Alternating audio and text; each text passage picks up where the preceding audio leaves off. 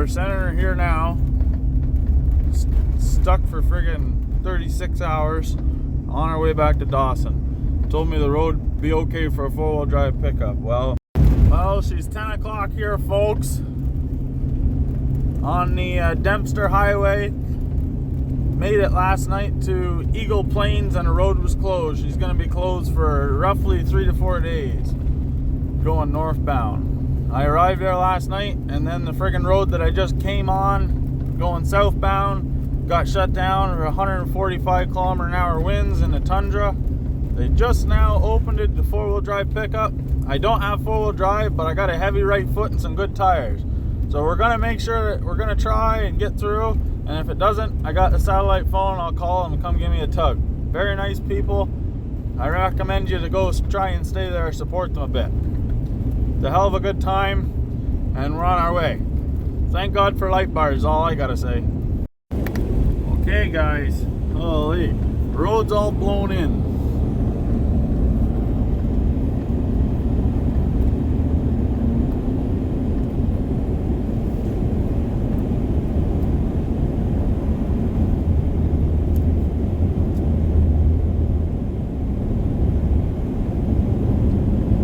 Marker 280 here on the Dempster going southbound.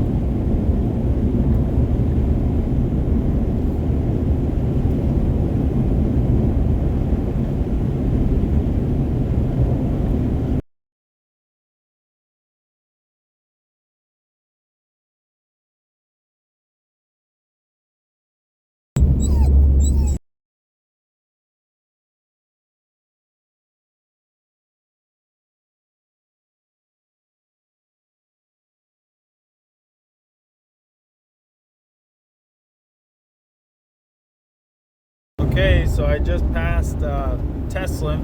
I woke up last night, 11 o'clock. They told me the road was open, and if I wanted to leave, I better leave. So I did that. Drove most of the night. Now we're here to Teslin. Gonna keep driving for a bit. And yeah.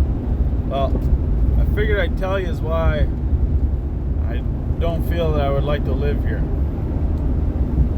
I'll do that in another video. 1 second. So basically, everything is so spread out. It's literally 3 hours to go anywhere to the nearest town. All the little communities, people say, oh, there's so many towns you can live in. All the little communities have no industry. Most people that live there are native, and they get around $4,500 a month from the government. There's no industry. Some people work the gas station, you know, a little restaurant, stuff like that, grocery store. But to make good money, there is nothing. 2, property taxes and the cost to buy the land is absolutely crazy because all the Americans buy it for hunting and fishing. And now it's skyrocketed. 3, there's no snowmobile trails anywhere. They don't groom trails. And I like snowmobiling, and they don't have that here. Yeah, I don't know. There's a bunch of reasons I don't like it. I have to think of more. But the landscape is awesome, but the people are just few and yeah, it'd be good if you're retired. Maybe you could live here. But I see a lot of these people with these off-grid houses and everything, and it's a full-time job to keep it going. You have no time to go to work. So, I don't know, being at my age, I need to be able to go to work. A lot of these people got their money because they owned, you know, 1,000 acres, whatever, when the property was $800 an acre. And in the mid-2000s, when the Americans started buying it all and the prices went up, especially now, they sold them all for, you know, $100,000 an acre, $200,000 an acre, depending on what it was. So that's the money that they live on. So the people who live here are doing okay, but there's no industry, there's no jobs, there's nothing here. And the snowmobile trails and the four-wheeler trails are another big thing. I'm not into this kind of, I guess, lifestyle. I don't know. So now I'm on my way to Vancouver Island. I already know the prices are crazy there, and they don't really get snow, and this and that and the other thing. So I'm already, like, I can't see myself ever wanting to live there, but I've never been, so I'm going to check it out. But on this whole road trip, I can only think of one place that I would actually like to live, and that's like Kenora, Ontario, and I want to go back and spend a little bit more time. But the way I was born and raised in Ontario, the way they do things is like none other. And I think maybe that I was born there and I'm also should die there. I don't know, but I haven't really been to any other place that I feel like I would like to stay. But I'm going to Vancouver Island, give it a shot, see what it's like. I don't know, never been, could hate it. I don't know. I know I don't want to live there. They don't have snow, and I like snow. But I'm just going to go see it. To add to the list of things I don't like is it doesn't get light here until noon during the winter. I don't, like, to me, that's so weird. You only got 3 hours of daylight in the wintertime. That's now. That's worse at the beginning of the winter. And in the summertime, it's light all year round. Like, all day. So, like, you wake up at 10 o'clock and you think it's 5 in the morning. How? Anyways, I don't like that. And the other thing, the other day, friggin' minus 48, and they don't shut down for work. The guys are still out there installing windows on a house that they're building. Minus 48. Come on. Friggin' absolutely ridiculous. I would not be doing that, and I don't know why people do that. I guess I'm a wussy, but if I don't have to work in that, I ain't gonna. All these places I've been, I really have enjoyed my trip. All these places I've been have been friggin' amazing. But I think it might be best just to stay living in Ontario instead of moving here to one of these places where it's so unsustainable and unfeasible to live, and just take a trip once a year and just go back to whatever, like take a week, fishing or hunting trip this place, and then take a week that place, and then, once every year take one week to a different place every year instead of living here. I don't know. I'm not a huge fan of the way they do things. I guess I was born and raised in Ontario, and the way they do things is just the way I do things, and it's a huge adjustment to live outside of it, and I don't think I'll be happy. So I seen the Yukon now, probably won't go back. The way I look at it, people go to Cuba for a week and then they go home, and that's good. We go to Peron for a couple days snowmobile, and then we go home, and that's good. You're not going to move there. There's nothing there. And that's exactly what it is here. A lot of these towns are like friggin' Clova or Peron. There's absolutely nothing here. Like that Eagle Plains I was in, the population's friggin' 7 people. Like, there's nothing here. And it doesn't, so that's a lot of northern Ontario too. Like, there's nothing there. It's all these little Indian communities. You got Timmins and stuff, but there's not a whole lot there. You got, North Bay, but it's like an absolute shithole. So I don't know. North Bay, or Thunder Bay I meant. So I'm not sure. Maybe I just go home and visit these places. That might be the best thing. I'm not sure. I'm going to go to Vancouver Island and see what I think of that. I'll keep you guys updated what I think of Vancouver Island. I'll pull up the camera if I see anything cool on the way there. Got 30 hours to go. Keep on trucking. Pedal down. So I've been talking to some of the locals around here, and the only place you can get internet or TV is Northwest Tel. Well, I guess it's like $1,400 a month to have Wi-Fi and TV, so no one has it. That's why these people are not connected to the rest of the world in any way as like social media or internet. There's no infrastructure here, like, at all. So I don't know. Like, even that Dempster Highway, it's a friggin' highway like the 401, and it's friggin' gravel. I mean, geez. So anyways, whatever. That's that. But yeah. I'm gonna go. I never spent any time really in Kenora, but I think I would like it, and I like the town, so I'm gonna go spend some time there and see.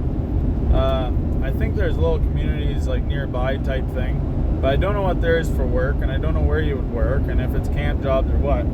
The only way to see is to find out is to go see. So I'm gonna do that on my way home. But yeah. The reason I like Calbogie so much is because all within an hour. You got Renfrew, you got Iron Prior, you got White Lake, you got Ottawa, like Canada. All within an hour. There's lots of work around there. And then you can also be in the middle of nowhere, shoot off guns, hold your car on red limiter if you want, and no one's going to bug you in some places. Anybody who lives in the greater Madawaska, 50% off the ski resort. You got some stuff around there that you could work at. I think it's just an amazing place to live. I think that would just be an amazing place to live. And it's growing. Obviously it's growing, all the people from the city. And there's a reason it's growing, because it's an amazing place to live. This up here is not really growing because there's nothing here. So I don't know. This is my idea, but I'm going to spend some time in Kenora. Here is the portage from South Hagley to North Hagley. I'm just sitting here watching my movie, more or less listening to it. And we're driving. I'll tell you what. We're going to Vancouver, baby. Oh, the island. I got no interest in Vancouver. So look at the views here, what you got. The window here on the lake. That's nice, eh? Yeah. Nice little road trip, that's for sure. Beautiful country. I got a little over half tank gas. We'll be good for a while. Catch you up later. You know what crossed my mind just now? How come humans take so long to develop? Like, you take a friggin' 8-week-old kid, he's useless. All he does is eat, sleep, shit, and cry. Well, then you take an 8-week-old dog. I mean, they don't crap when in their bed. They get out of their bed. They can bark. They know what they're saying. They can walk. They don't fall over. They don't crawl. They don't swim. You know, they can walk. They do everything at 8 weeks old. How come a kid so useless at 8 weeks old? I don't know why us humans take so long to develop. Now you got my mind thinking, and I got no service up here, so I got no way to look it up. I've been thinking about this all day. How come us humans take so long to develop? I know our lifespan is a lot longer than a dog, but still. God, we shouldn't be taking this long. Look at the way people are living here, guys. Check it out. Well, they're not there now. It's friggin' snowed in, but... See what I mean? Like, that would be like a summer home or hunt camp for these Americans or something. I've been driving for 3.5 hours, I'm so friggin' far from a town, and I still have 232 kilometers to go. There's nothing here. What are these people doing living here? This is what I'm saying. I don't understand. It's just incredible. I forgot to take those safety gloves. Just a random Well, that was awesome. garage. I'm glad that, we have the deal.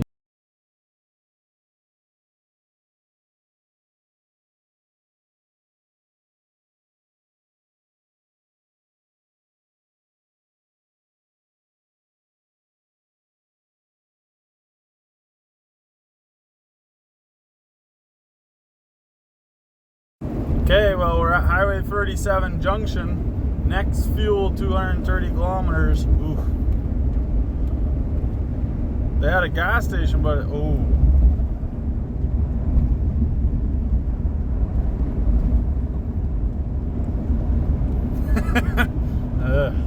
Fun. Okay, well, we're turning around. We gotta go back to Watson's Lake. 75 kilometers out of the way, but what the hell can you do? I don't have enough gas to get there, so. Freaking travel in the winter, though. Everything's closed is ridiculous.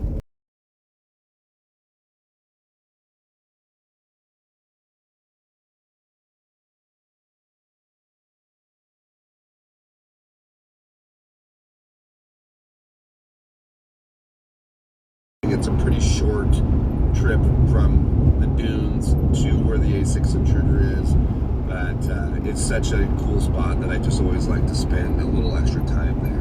Anyways, guys, I apologize that this video... One common misconception, I think, is that people were saying, oh, how pure the air would be and stuff up here. And, you know, untouched land. And, well, it's in some ways it is, but a lot of ways it isn't. A lot of this land isn't untouched. People, whatever, I mean, they log it, they do whatever. Another thing is all the native communities, they don't have any infrastructure. They don't have a landfill, they don't have nothing. So, like, you're driving and it stinks. Like, stinks very badly. Because either, like, human waste or they're burning their garbage in big black clouds. That's one thing I noticed. Like, even here, I've been driving for a couple hours and, like, it doesn't smell good. It doesn't smell at all. It doesn't smell good at all, I mean. So, I don't know. But I guess you have to come up here and see it to experience it. Kenny, is that your boyfriend?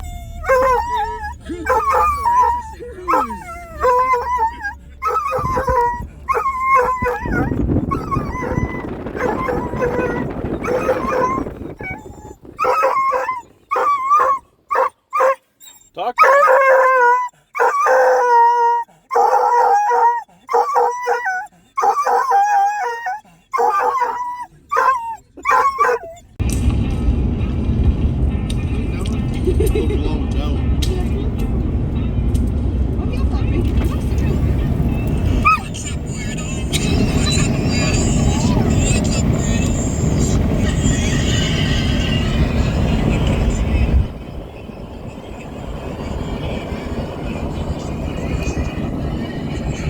That beat all you taste and it's you want to spit it out. You got to find that happy medium. That's what all the old timers told me to do, and that's the approach that I'm taking. And hope and pray it turns out right. Damn, it is hard, ain't it? Right, bud. Sitting here watching some Kyle's Cabin and cooking. Had some leftover meat from my tacos the other day, so I decided to make some sketty or something. Thanks. Okay, so I'm back on the road. Generally, I don't really like to drive at night up here because of the moose and elk and buffalo, but it's raining and it has been for the past probably hour. So I'm trying to make some time because if this turns cold tonight like they're calling for, it's gonna freeze up and this road's gonna be shit tomorrow. And they might close it. So I'm just trying to make some time to Dease Lake or whatever it's called there tonight. 64 kilometers to go. Let's get after it. Come on now. Well guys, we're on the road. It snowed last night about 6 inches. They haven't plowed her.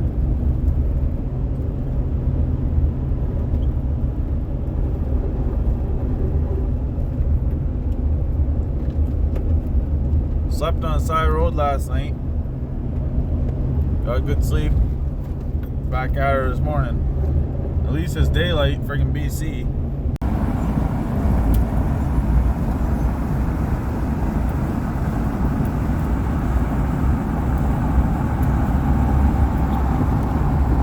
I'm gonna dig some holes.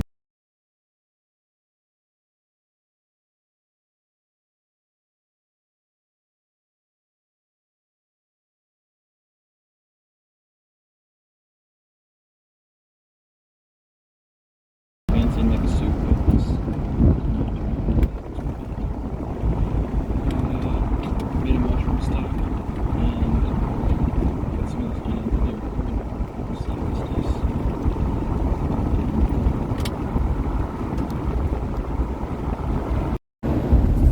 Is that you can find holes for it and legitimately turn it into a giant tent. Well, we just left, I don't even know the town, little Indian town. In case you were curious, Called home, everything's good there. it is 2 degrees. Going Vancouver Island. I don't know what town I'm gonna sleep in, but it's been like 2 days without service. It's freaking crazy. There's no infrastructure here. So hopefully gonna make it to this town called Terrence, 2 hours away, 4:45. But it seems to be a decent sized town, so maybe they're gonna have service. I don't know. But haven't seen no more wildlife since the moose last time, so yeah, called, got my appointment booked for the ferry to Vancouver. It's like 16 hours long. I got aboard the ferry at 8 o'clock at night and I don't get off till 1:45 the next day. It's freaking crazy.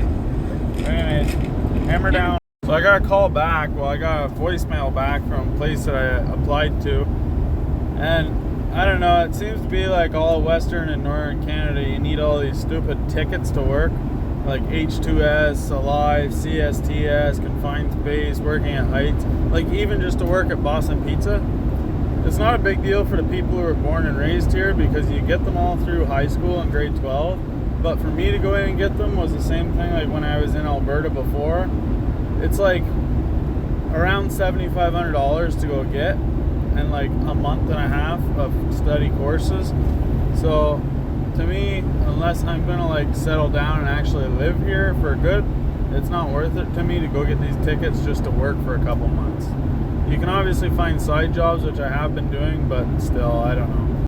One thing that's great about like the Yukon, British Columbia, northern BC and stuff is the hunting and fishing, but the courses or the tags are ridiculous. Like, I went in to go get my fishing license, and I need to put a mentor down. So I get a mentor, and then, you know, it's $170, whatever. But then you're still not allowed to keep any fish until you have an active address in the Yukon for more than 2 years. And it goes by, like, regions. So, like, you can go fishing, but you can't keep any. Which is, like, kind of crazy.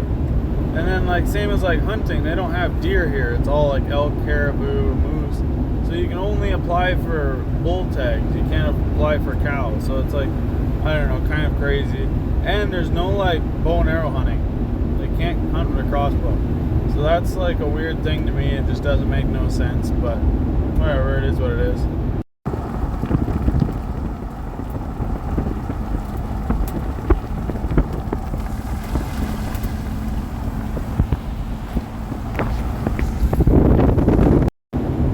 Message from Jason Faulkner earlier, a member of our hunting camp, and, you know, it got me thinking how that's a really good thing. I like that to be a part of the Diamond Hunt Camp, and all the guys are getting up in age, and then the younger guys all live, you know, 7-8 hours away.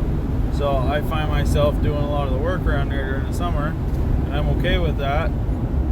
But you know, I really enjoy going there.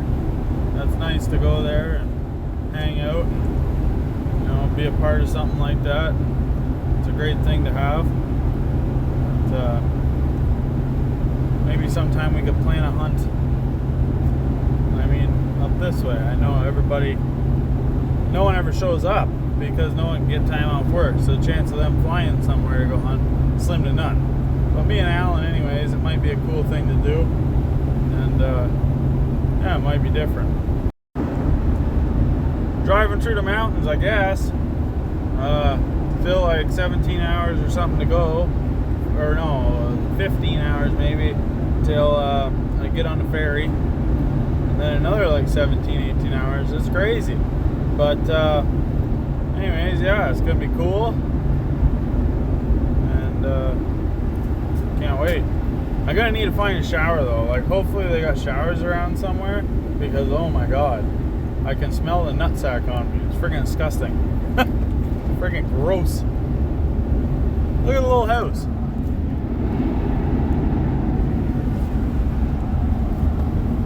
I'm like literally in the middle of nowhere. Oh, they sell mushrooms. Yeah, of course they do. Because who would think to come here and buy some mushrooms, right? Jesus Christ. Craziness. Just had to stop quick. Couldn't hold it anymore. Okay, well, this video is getting way too friggin' long. It's gonna take me, you know, 20 hours to upload the thing. I don't got quite the internet capacity to do so, so I'm gonna end her here. And well, we'll pick his up when we hit the ferry, because that would be so neat. Guess what? Apparently they got Wendy's, Tim Hortons, and everything right on the boat. I can't wait to see it. It's gonna be so awesome. But well, until the next one, keep on trucking.